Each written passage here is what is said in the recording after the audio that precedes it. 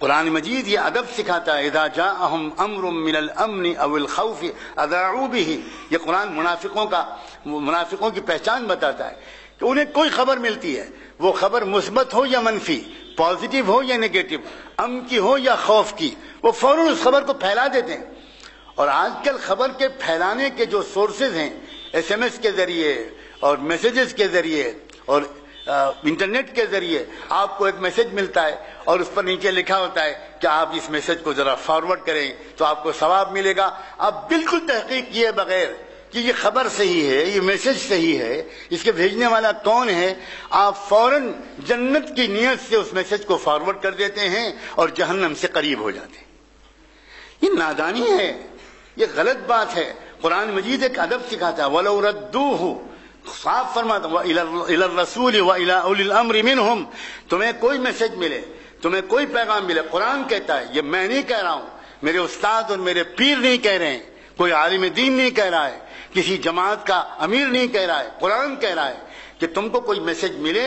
تو پہلے تم اس کو رسول کی طرف، یا اگر رسول نہیں ہے اِلَى أُولِي الْأَمْرِ، تو پھر جو قرآن و حدیث کا گہرا علم رکھتے ہیں،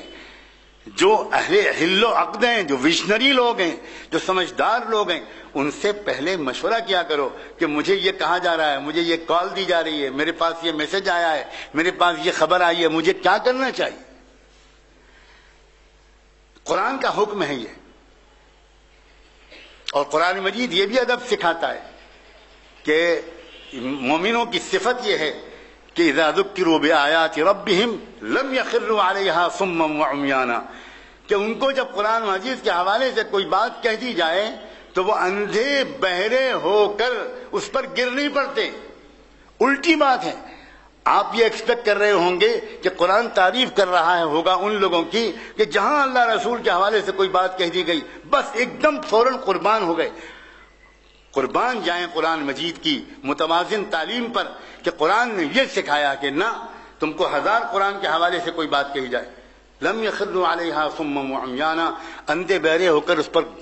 گر مت پڑنا، پہلے تحقیق کرنا، پہلے معلوم کرنا کہ یہ بات صحیح ہے، واقعی قرآن میں ہم سے یہ کہا گیا ہے، موجودہ حالات میں ہمارے لیے اس قسم کا قدم اٹھانا ٹھیک ہے۔ اور آخری بات یہ کہہ کر میں بات ختم کروں گا کہ جو میں بار بار اکثر اپنے گفتگو میں کہتا ہوں لیکن افسوس لوگ سن کر چلے جاتے ہیں، ایک نوجوان بھی نہیں ملتا جو بعد میں ملاقات کر کے پوچھے۔ میں اکثر اشارہ کرتا ہوں، بھائی اس زمانے کے اندر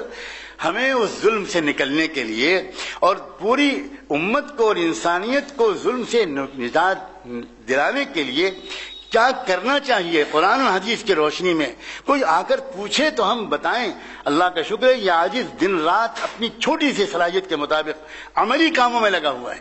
عملی کاموں میں لگا ہوا ہے کہ کس طرح ہم اس ظلم سے چھٹکارا پا سکتے ہیں۔ اس ظلم سے چھٹکارا کسی دوسرے ظلم کے ذریعے نہیں پا سکتے، اس ظلم سے چھٹکارا ایک بہت مثبت کوشش کے ذریعے پا سکتے ہیں، لیکن وہ ہم تقریروں میں بیان کرنے سے کوئی فائدہ نہیں۔ نماز کی ترکیب یا وضو کی ترکیب تو ہم اس کو سکھائیں گے جو نماز پڑھنے کا ارادہ کرے۔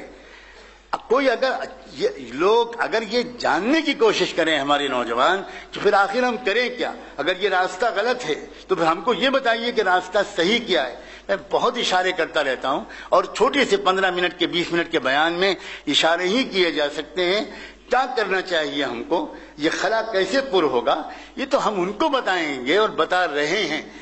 جو واقعی کام کرنا چاہتے ہوں، جو صرف جمعے کی نماز کی مجبوری کی وجہ سے مسجد میں آ جائیں اور مجبوراً بیان سن لیں، ان کے سامنے عملی بات کہنے کی کوئی معقول وجہ نظر نہیں آتی۔ دعا ہے کہ اللہ تعالی ہم کو ذرا فہم و بصیرت نصیب فرمائے۔ آپ اس پیغام کو عام کریں، پورے حلقے میں عام کریں، جہاں جہاں تک آپ لوگوں کو بتا سکیں کہ جو کچھ ہوا ہے پشاور میں اس کا اسلام سے کوئی تعلق نہیں ہے، وہ کفر ہے، یقیناً سراپا ظلم ہے، بدترین درجے کا ظلم ہے، اسلام اس سے بالکل بری ہے۔